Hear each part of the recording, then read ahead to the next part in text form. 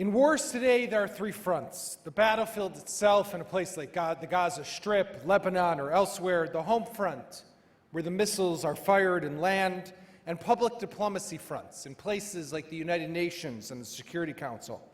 For the last 4 years, Israel has been fortunate to have Ambassador Danon representing the country not far from here at the United Nations. Please join me in welcoming Israel's ambassador, permanent representative to the United Nations, Danon.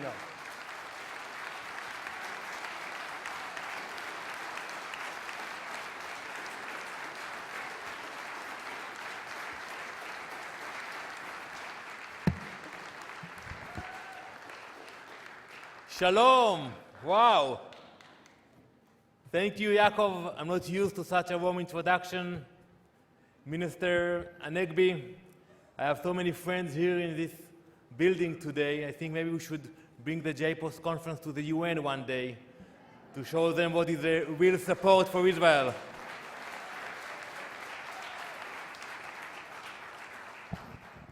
I think it's very important that we meet here today and we discuss important issues, the issue of anti-Semitism.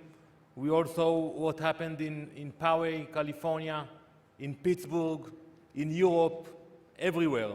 Anti-Semitism is on the rise, and we cannot and we will not ignore it. Unfortunately, also here in the US, we hear remarks from public officials, Member of Congress Ilhan Omar, in the UK, Mr. Corbyn, public officials who support and endorse anti-Semitism. We all have the obligation to condemn them. We have the obligation to isolate them, and we have the obligation to remove them from public office.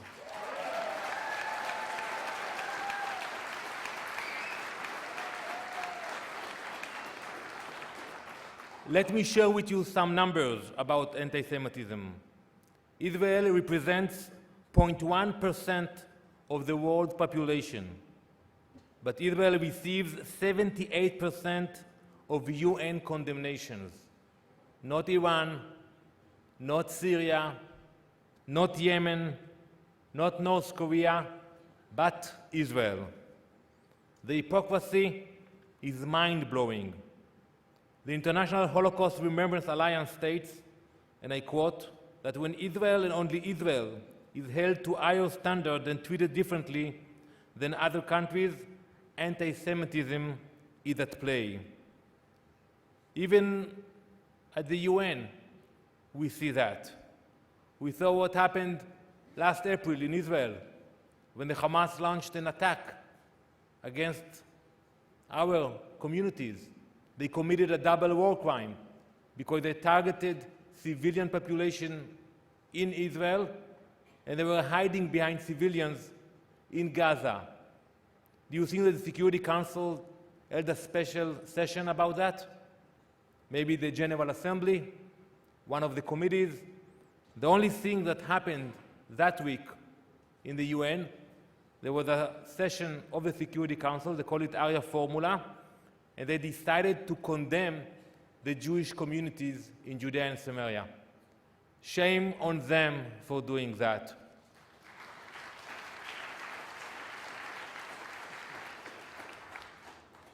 We do not take anti-Semitism lightly and without a fight. A few weeks ago, one of the leaders of the Middle East, Mr. Erdogan of Turkey, have you heard about him? He decided to push forward a resolution in the General Assembly. It was after the horrible attack in New Zealand, and we condemn all attacks on mosques, synagogues, churches. But he decided that the condemnation will not include the word anti-Semitism. He wanted it to include Islamophobia and all other forms of hate crime, but without anti-Semitism. And I decided not to let it happen. So we started to lobby. We started to lobby our friends in the UN, and we got the support of many countries. And at the end, Mr. Erdogan had a choice to make. whether to drop his resolution or to add the word anti-Semitism to the resolution coming from Turkey. And he, at the end, adopted our language, and thanks to him, the UN for the first time passed a resolution in the General Assembly condemning anti-Semitism.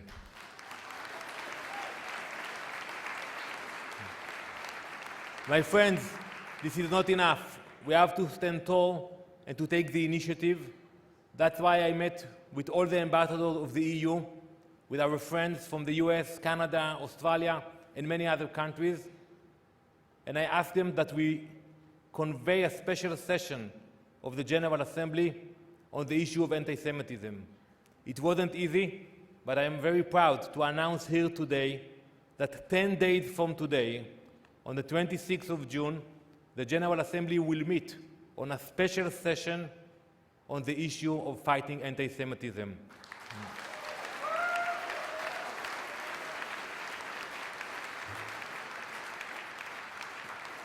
In this session, we will bring experts, the Secretary General, the President of the General Assembly, and I invite all of you to come to the UN on the 26th and attend this important session. I came to this position, like Yaakov mentioned to you, 4 years ago. Frankly speaking, it feels like 40 years ago, because every day at the UN, it's like 10 days. And I knew that we have to win. And I want to share with you the recipe of winning at the UN. So in order to win at the UN, I brought in two major parts. The first one is Judaism. I was not shy to be a proud Jew, and I am not shy to stand tall, to put my yarmulke, to read from the Bible, and to bring Judaism to the halls of the UN. We got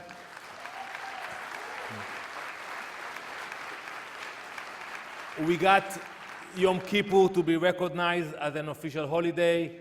We got kosher food to the cafeterias of the UN. We celebrated Passover every year with dozens of UN ambassadors. And last year, we even had a tashlich service.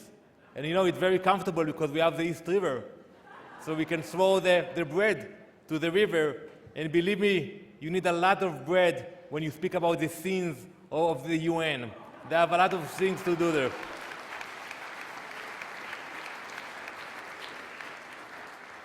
Bringing Judaism is important, but not enough.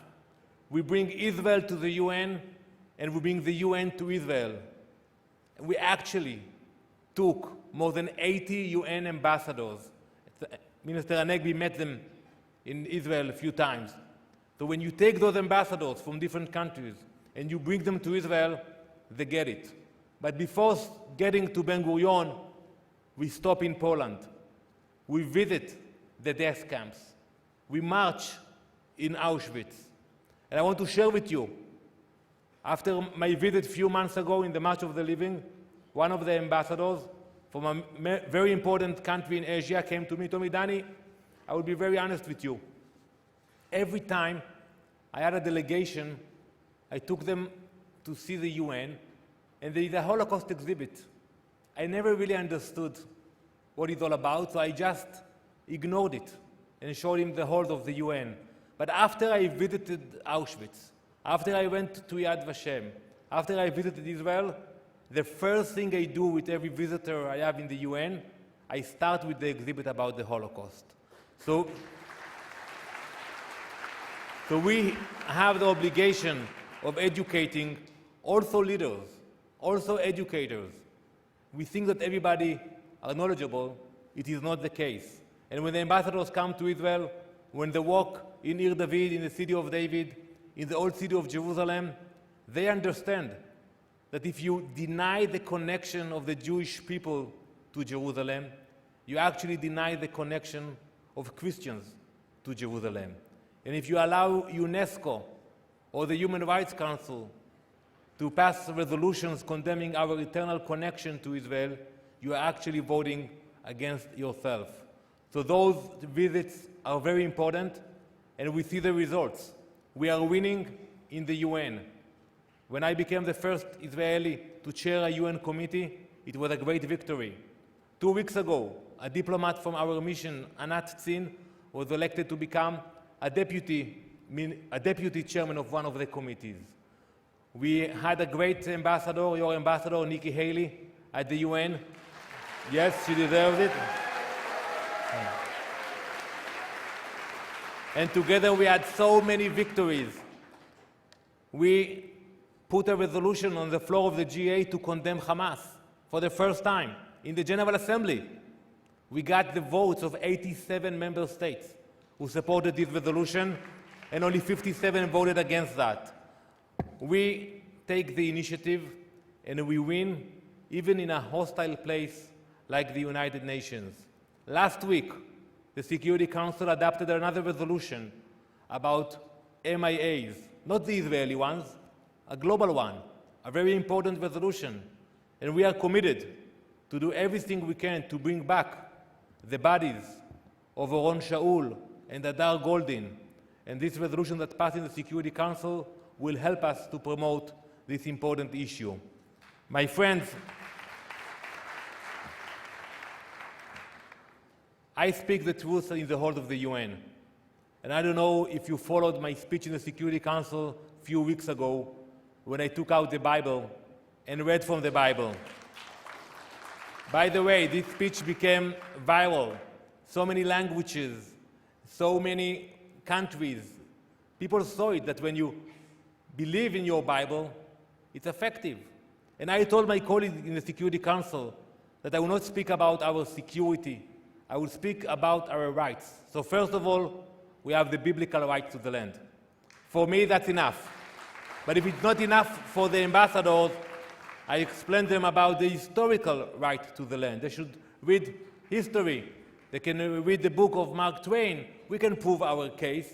And if that's not enough, we can speak about international law. The same laws that the UN is based on give us the right to the land. And the fourth pillar is the issue of peace and stability. We know that when we are in control, that we are in charge of Jerusalem, you have peace and stability. And today, I want to send you a message that I'm optimistic. I'm optimistic about our future together. Because when you see what we have today, we have diplomatic relations with more than 160 countries. That's a lot.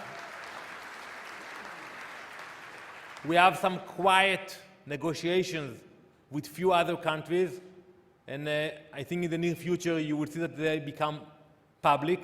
And when I speak with my colleagues, I tell them, don't be afraid. Speak publicly about what we are doing. Don't be afraid from that. But it's going to that direction. We have great technology and innovation, and you will hear about it later today. And with that technology and innovation, we can do so much more in helping so many countries all around the world. And this combination is a winning combination. So I'm optimistic. And I want to thank you for being partners in this great initiative. I want to thank you for standing with the people of Israel, for supporting the state of Israel, and together we will prevail. Thank you very much.